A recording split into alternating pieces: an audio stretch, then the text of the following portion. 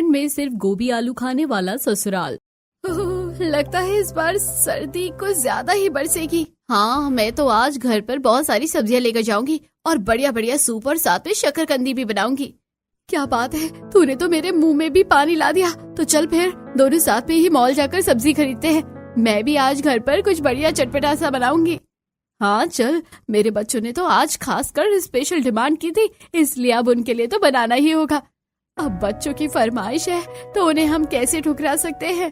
दोनों ऑफिस से घर आते हुए मॉल जाती हैं। मैंने तो सारी हरी सब्जियां खरीदी है। सर्दियों में हरी सब्जी का भी अलग ही मजा होता है। हरी शकरकंदी तो खरीद लेते हैं, वो तो हम खरीदा ही भूल गए, वो तो मेन है। और वहाँ पर ढेर सारी सब्जियां खरीदने के बाद नेहा और प्रीति अपने अपने घर चली जाती हैं। घर आने के बाद प्रीति खाना बनाती है। खाने में उसने बहुत सी सब्जियां बनाई थी, जैसे मूली की भुजिया, पालक पनीर और उसके साथ में मेथी की रोटी। सभी साथ में बैठकर डिनर करते हैं। मेरी बिटिया कितनी सियानी है, कितना स्वादिष्ट खाना बनाती है। सच में मेरी बेटी के हाथों में तो जादू है, जादू। जब तू शादी करके चली जाएगी तो हमें तेरे हाथ के बने खाने की बड़ी याद आएगी। फिर हम तेरे हाथ का बना कैसे खा पाएंगे। ओहो मम्मी, चिंता क्यों करती हो? जब मन करे मेरे पास आ जाना या मुझे अपने पास बुला लेना। जो कहोगी आपकी पसंद का खाना बनाकर खिला दूंगी। अच्छा ठीक है, लेकिन अपने ससुराल वालों की खातिरदारी करना मत भूल जाना। उन्हें भी बढ़िया बढ़िया पकवान बनाकर खिलाना, जैसे हमें खिलाती है। बिल्कुल मम्मी, उन्हें तो मैं इतने सारे स्वादिष्ट पकवान बनाकर खिलाऊंगी कि सभी लोग उंगलियां चाटते रह जाएंगे। मेरे बने खाने के आगे बाकी सभी का खाना भूल जाएंगे। इस तरह सभी हंसी खुशी खाना खाते हैं। कुछ समय बाद प्रीति की शादी हो जाती है और वो अपने ससुराल आ गई थी। अपने ससुराल में कुछ दिन रहने के बाद तो प्रीति जिस सच्चाई से अवगत होती है, उससे तो वो बहुत बड़ी सदमे में चली गई थी। एक दिन रसोई में वो अपनी जेठानी के साथ खाना बना रही थी। गोभी आलू, इनका तो गोभी आलू के साथ तगड़ा चक्कर चल रहा है। गोभी आलू खाना बंद ही नहीं करते हैं। कुछ तो तिगड़म करना ही होगा। बिल्कुल सही कहा। सुबह सुबह 5 बजे उठकर गोभी के पत्तों को छांटकर हम यहाँ पता नहीं 500 या 1000 बार यहाँ सब्जी बना रहे हैं। मैंने सोचा था यहाँ आकर सबको बढ़िया बढ़िया अलग अलग तरह का खाना बनाकर खिलाऊंगी, लेकिन इन लोगों ने तो गोभी से बाहर निकलने ही नहीं दिया मुझे। वही ना, अरे अगर दिन में एक भी बार हमारी पसंद की सब्जी बन जाए तो हमें तब गुस्सा नहीं आएगा, लेकिन नहीं, इन्हें तो सिर्फ अपनी मर्जी चलानी है। गिनती की 2 सब्जी बनती है और दोनों एक जैसी है। लेकिन आप देखना दीदी, अगर इन्होंने हमारी बात प्यार से नहीं मानी ना तो इस बार कुछ अलग इतिहास लिखा जाएगा इनको बनाने के लिए। दोनों बहुएं गोभी की सब्जी बनाने पर इतना ज्यादा गुस्सा हो रही थी क्योंकि इस घर में दिन रात सिर्फ गोभी की ही सब्जी बनती थी। प्रीति फूल गोभी की सब्जी बना रही थी, वहीं दूसरी तरफ सीमा चूल्हे पर रोटियां सेक रही थी। खाना बनाने के बाद सभी को गर्मा गर्म खाना परोसा जाता है। ओहो, फूल गोभी के पराठे और आलू गोभी की सब्जी, क्या मस्त कॉम्बिनेशन है। बिल्कुल, फूल गोभी खाकर तो मजा ही आ जाता है और ऊपर से सर्दियों में गोभी खाने का तो मजा ही 2 गुना हो जाता है। हाँ, आज गोभी के पराठे बिल्कुल चटपटे और मसालेदार बने हैं। मेरे लिए तो लंच में 2 एक्स्ट्रा पैक कर देना, जॉब पर इन्हें खाने का अलग ही मजा होगा। इस तरह सभी फूल गोभी के पराठे बड़े मजे से खाते हैं। वहीं दूसरी तरफ प्रीति रसोई में सभी का लंच पैक कर देती है। सभी के लंच में वो फूल गोभी के पराठे पैक कर रही थी। मैंने तो कुछ महीनों में यहाँ पर आकर इतनी गोभी खा ली है कि इतनी तो मैंने अपनी पूरी जिंदगी में नहीं खाई होगी। और अब तो जिंदगी भर ससुराल में रहना है, तो देखते हैं कब तक गोभी खानी पड़ेगी। लंच पैक करने के बाद वो सभी को उनका टिफिन दे देती है और सब अपने अपने काम पर चले जाते हैं। अब रात को भी फूल गोभी की सब्जी बनती है, जिसे देखकर तो दोनों बहुओं का मुंह बना हुआ था। सबने तो बड़े चटकारे लेकर खाना खा लिया है, मेरा तो लेकिन गोभी खाने का बिल्कुल भी मन नहीं कर रहा है। चटनी के साथ खा लेते हैं। उसके बाद दोनों खाना खाकर और बर्तन धोने के बाद सो जाती हैं। अगले दिन सुबह उन्हें पत्ता गोभी की सब्जी बनानी थी। क्या नियम है हमारे ससुराल वालों का? एक दिन पूरा दिन फूल गोभी की सब्जी बनेगी और अगले दिन पूरा दिन पत्ता गोभी की बनेगी। अरे इस गोभी के प्यार से हमारे ससुराल वाले बाहर क्यों नहीं निकल जाते? तुझे लगता है इतनी जल्दी ससुराल वाले गोभी के प्यार की फितूर से बाहर निकलेंगे? चलो जल्दी से सभी के लिए नाश्ते की तैयारी करते हैं। अब एक तरफ सीमा पत्ता गोभी को धोकर उसे काट रही थी। बड़ी ठंडी ठंडी हवा आ रही है, आज तो बहुत ज्यादा ठंडे बाहर, घर का बाकी काम करने में हालत खराब होगी। तो वहीं दूसरी तरफ प्रीति परात में आटा गूंथ रही थी। उसके बाद सारी सब्जी काटने के बाद सीमा एक चूल्हे पर कढ़ाई रखकर सब्जी में छौंक लगाती है। वहीं दूसरी तरफ चूल्हे पर प्रीति सभी के लिए गर्मा गर्म रोटी सेक रही थी। नाश्ता बनता है और सभी को नाश्ता परोसा जाता है। आज तो पत्ता गोभी बनी है, इसे खाकर तो मजा ही आने वाला है। सभी बड़े मजे से खाना खा रहे थे। भाभी, पत्ता गोभी तो आपने बहुत ही स्वादिष्ट बनाई है। कल फूल गोभी से भी ज्यादा अच्छी बनी है ये सब्जी। सच में कमाल कर दिया। अरे रिया, हम तो बहुत टैलेंटेड है। हम तो सारा ही खाना बहुत ही स्वादिष्ट बनाते हैं, बस हमें अपना टैलेंट दिखाने का मौका नहीं मिलता। क्यों नहीं मिलता बहू? तुम हमारे घर के लिए रोज खाना बनाती तो हो। हर रोज बनाते तो है, पर एक ही सब्जी बनाते हैं ना मम्मी जी।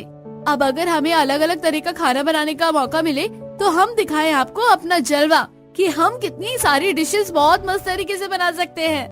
नहीं, इतने टैलेंट का प्रदर्शन करने की कोई भी जरूरत नहीं है। हमें ज्यादा कुछ खाने में इंटरेस्ट नहीं है। हमें तो बस एक दिन फूल गोभी और उसके अगले दिन पत्ता गोभी खाने को मिल जाती है, वही बहुत है। उसके बाद दोनों कड़कड़ाती ठंड में ठंडे पानी से बर्तन धो रही थी। बर्तन धोने में ही कुकड़ी बन गई। अभी तो कपड़े धोने भी बाकी है। ठंडा ठंडा पानी और याद आ गई हमें नानी।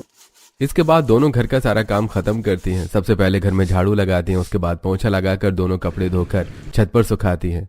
ओह, देखो तो कितनी अच्छी खिलखिलाती धूप निकली है आज, इसलिए थोड़ी राहत मिल रही है। हाँ, सर्दी में तो असली मजा तो धूप में बैठने का होता है। थोड़ी देर यहाँ पर बैठ जाते हैं। दोनों थोड़ी देर आराम करने के लिए धूप में बैठी हुई थी कि तभी शांति भी ऊपर धूप सेकने के लिए आ जाती है। शांति के साथ उनकी पड़ोसन शीला भी आई थी। क्या बात है शांति, तेरी दोनों बहुएं तो आराम से यहाँ पर बैठी है। धूप देखकर दोनों का काम चोरी करने का मन कर गया क्या? अरे, पूरे घर का काम खत्म कर दिया, उसके बाद हम 2 मिनट सांस लेने क्या बैठे, इन्हें हम कामचोर नजर आने लगे। खुद तो बहुओं के आने के बाद कामचोर हो जाती है, एक गिलास पानी तक नहीं उठाती है। जी नहीं आंटी जी, हमारा सारा काम खत्म हो गया है, हम काम छोड़कर नहीं बैठते। अरे चलो, अच्छी बात है। अगर ऐसा है तो फिर हमारे लिए मस्त गर्मा गर्म चाय पकौड़ा बना दो। ऐसी धूप में बैठकर चाय पकौड़े खाने का तो मजा ही न्यारा होगा। अरे शीला, तूने तो मेरे मन की बात छीन ली। सर्दी में पकोड़े और ऊपर से धूप में बैठकर खाना, ओहो क्या मस्त तृप्ति मिलेगी मन को। एक काम करना, फूल गोभी और पत्ता गोभी दोनों के पकोड़े बना कर ले आना। हे भगवान, तेरे तो गोभी ने ही खून पी रखा है। कम से कम मेरे लिए तो कुछ अलग तरह के पकोड़े बनवा दे। तुझे पसंद होगी पूरी सर्दी गोभी हर रोज खाना, लेकिन मुझे नहीं। मुझे उसके अलावा और भी सब्जियां नजर आती है दुनिया में। हाँ हाँ ठीक है, इसके लिए आलू और प्याज का पकोड़ा बना देना। उसके बाद प्रीति और सीमा दोनों नीचे रसोई में आती हैं और फूल गोभी और पत्ता गोभी के साथ में एक आलू और एक प्याज काट कर पकौड़े बनाने की तैयारी शुरू करती हैं। खुद तो इन लोगों को सर्दी में सब कुछ बैठे बैठाए चाहिए और हमें काम चोरी का ताना कस रही थी। सच में दीदी, मुझे तो बड़ा गुस्सा आया था।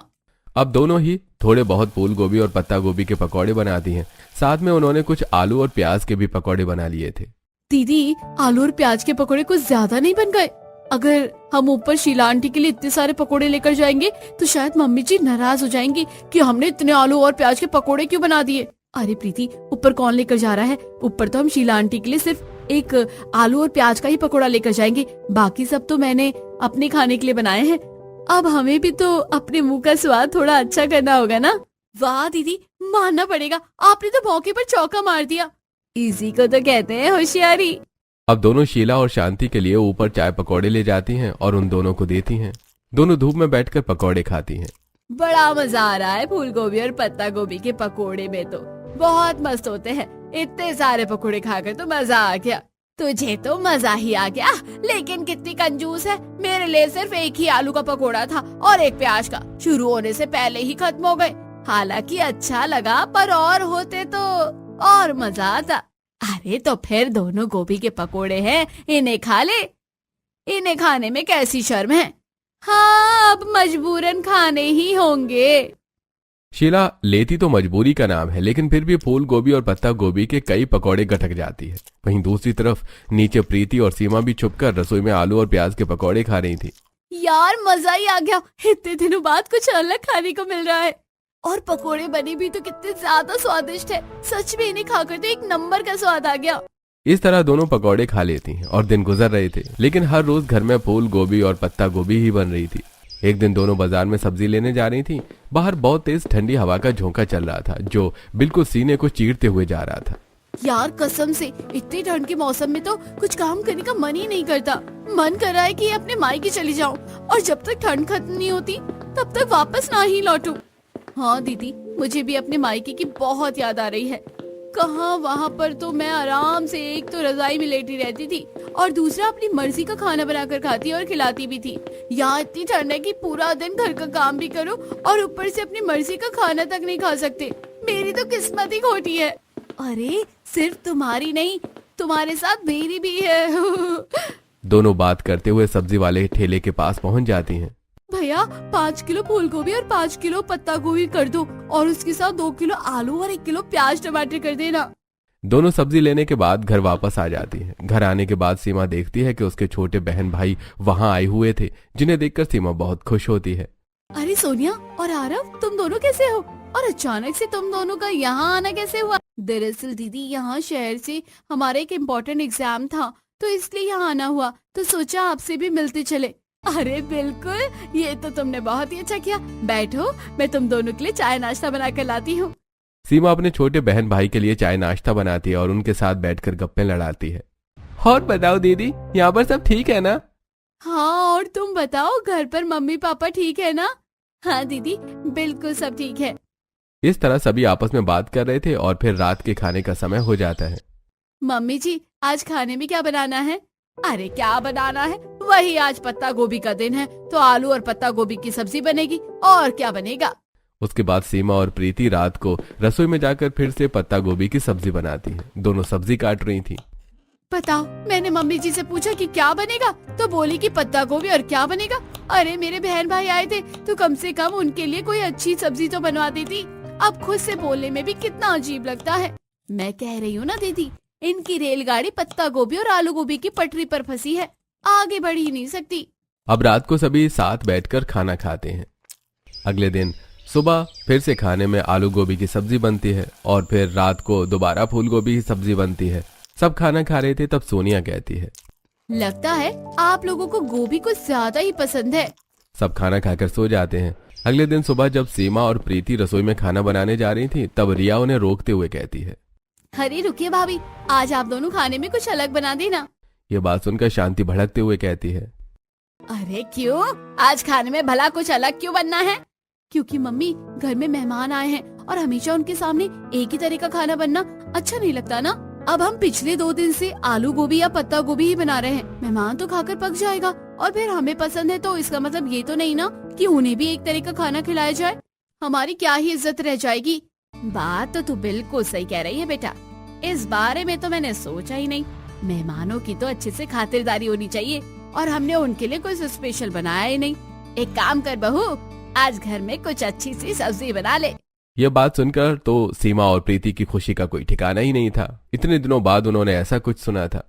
जोश जोश में प्रीति कहती है, अब देखो मम्मी जी, हम कैसे कमाल और धमाल करते हैं, एकदम बढ़िया सब्जी बनाएंगे।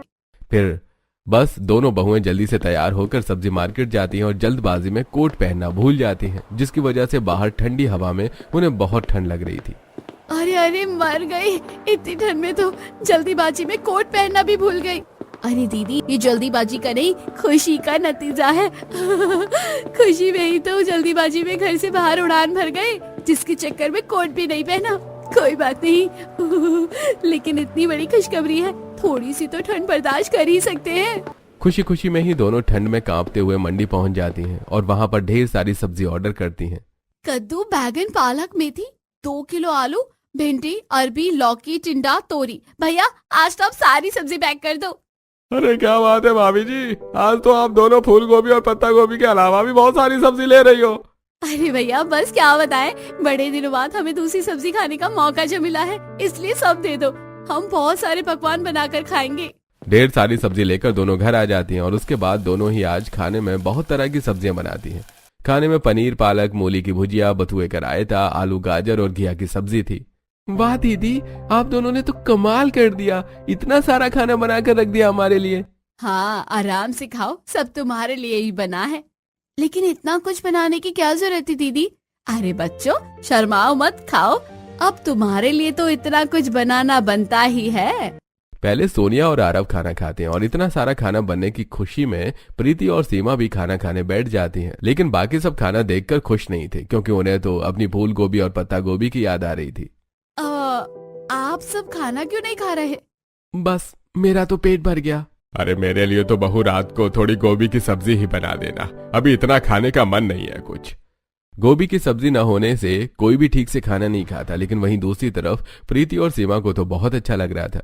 अब पहले एक हफ्ते तक सोनिया और आरव जब तक वहां रुके थे तब तक प्रीति और सीमा के तो मजे हो गए थे। सोनिया और आरव आज चले गए और आज फिर से हमें वही फूल गोभी की सब्जी खानी पड़ेगी। हाँ, जब तक दोनों रुके थे तब तक कितना मजा आ रहा था। उन दोनों के जाते ही हमारी तो खुशी ही चली गई।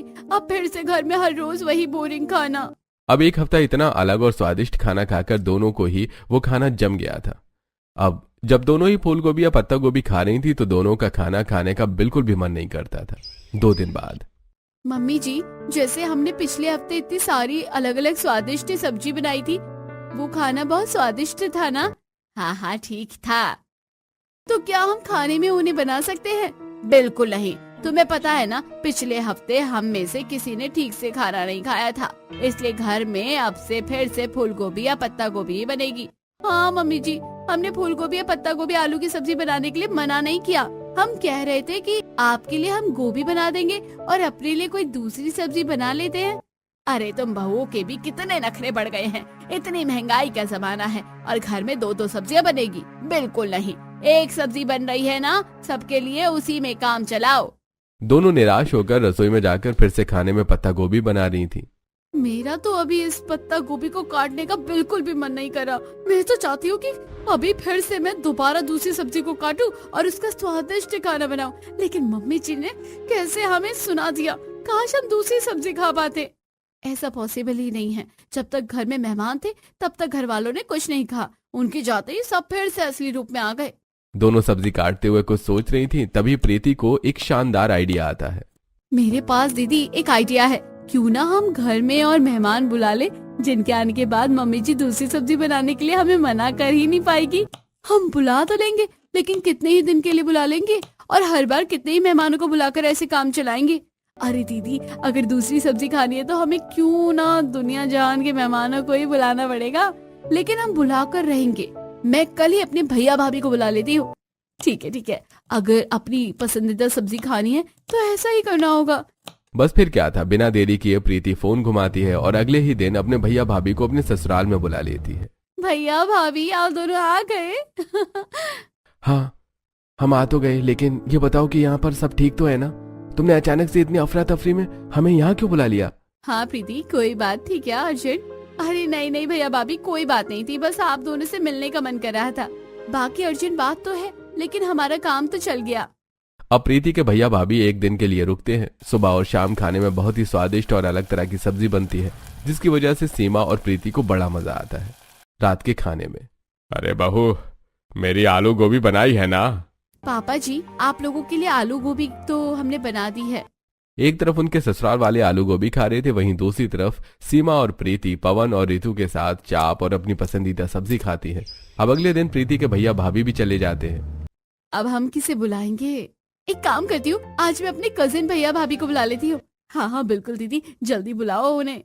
अब 2 दिन बाद सीमा के कजिन भैया और उनकी वाइफ आ जाते हैं। क्या बात है सीमा, बड़े दिनों बाद हमें याद किया तुमने? अरे बस ऐसे ही सोचा कि आप लोगों से मिले हुए बहुत समय हो गया है, इसलिए मिलने के लिए बुला लिया। इस तरह आज फिर से सीमा और प्रीति ने अपनी मर्जी से अपनी पसंद की सब्जी बनाई थी।